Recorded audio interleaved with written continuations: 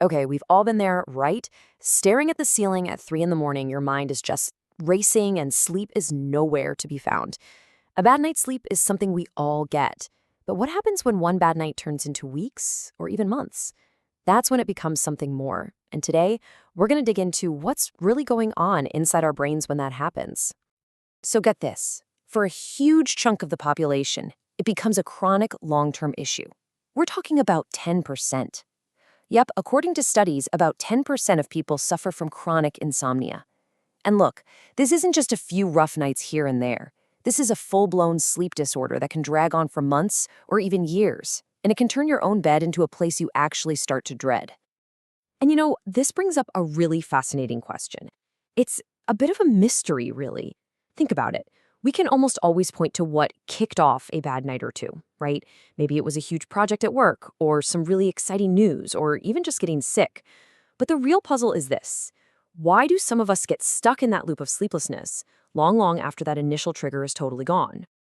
All right, so let's break down how insomnia really takes hold. And honestly, the best way to think about it is like a fire. You need a spark to get it started, for sure. But what's really important is the fuel that keeps it burning all night long.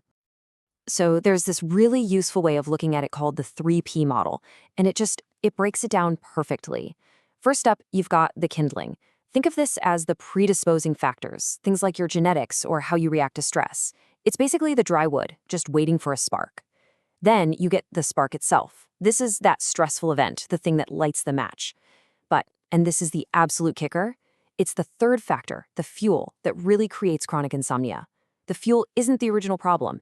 It's all the stuff we do to try and fix our sleep. Lying in bed for hours, stressing about how tired we'll be. It's those very actions that accidentally keep that fire of insomnia roaring night after night. Isn't that wild? Our very attempts to solve the problem actually become the problem? All those well-meaning efforts to force ourselves to sleep, well, they can accidentally teach our brain to do the exact opposite. It puts our brain on high alert right when we want it to power down. That's where we get that awful wired but tired feeling. It really all boils down to what our brain learns to associate with things. For a good sleeper, their brain has a simple equation: bed equals sleep. End of story.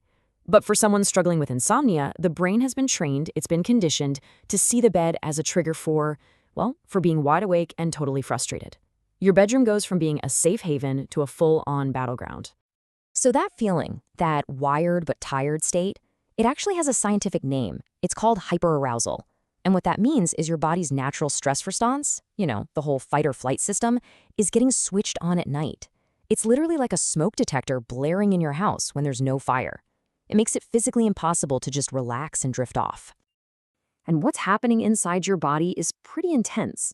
It gets flooded with chemicals that are designed for survival, not for sleep. We're talking surges of cortisol and adrenaline. Your heart starts pounding, your blood pressure goes up, and your brain goes into hypervigilant mode, scanning for danger. Of course you can't sleep. Your body literally thinks there's a tiger in the room. Okay, so if insomnia is basically a learned problem, a mix of this hyperarousal and some really unhelpful associations, that leads to a huge question. Can we unlearn it? And the answer, thankfully, is a resounding yes. The solution is all about rewiring the brain for sleep. And we do that with a really powerful approach called CBTI. I love this quote because it just nails it. In most cases, chronic insomnia is caused by one bad habit where you accidentally trained your brain not to sleep. Think about that for a second. That's an incredibly empowering idea, right? Because if you accidentally trained your brain not to sleep, well, that means you can absolutely retrain it to sleep. So the gold standard for doing this retraining is something called cognitive behavioral therapy for insomnia, or CBTI for short. This is what top medical experts recommend as the very first thing you should try. And what's so important to know is that this is not about taking pills. It's about learning a set of practical, real-world skills that target the exact thoughts and behaviors that are fueling your insomnia in the first place. All right, so what's actually in this CBTI toolkit? Let's dive into two of the most powerful strategies. And I'll warn you, they can sound a little weird or even counterintuitive at first, but trust me, they work. Okay, the very first goal is super simple on the surface, but it is an absolute game changer. The entire point is to re-establish that strong, automatic connection between your bed and sleep. That's it.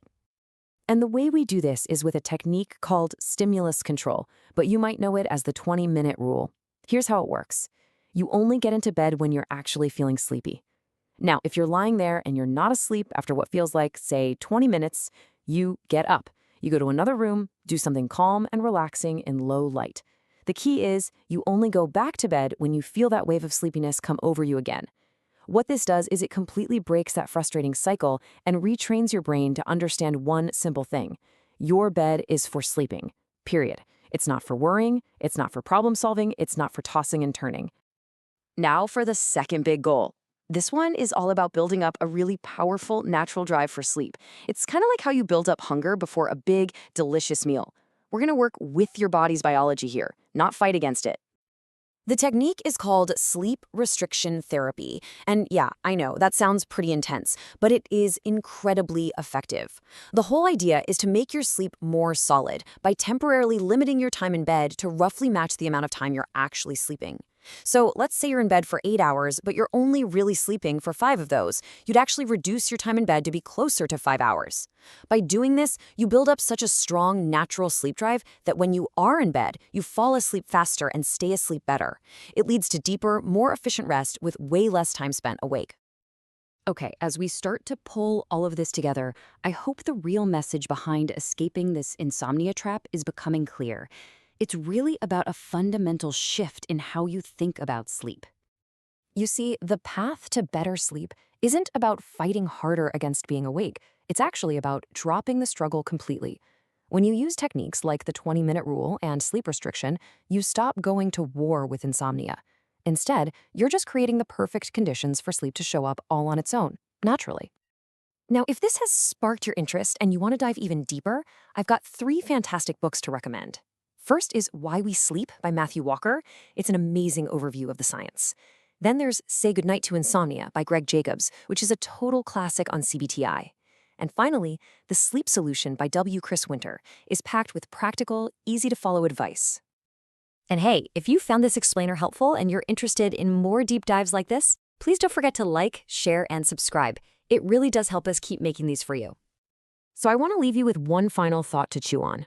What if the secret of finally getting a great night's sleep isn't about trying harder or fighting for it, but simply about learning to let go?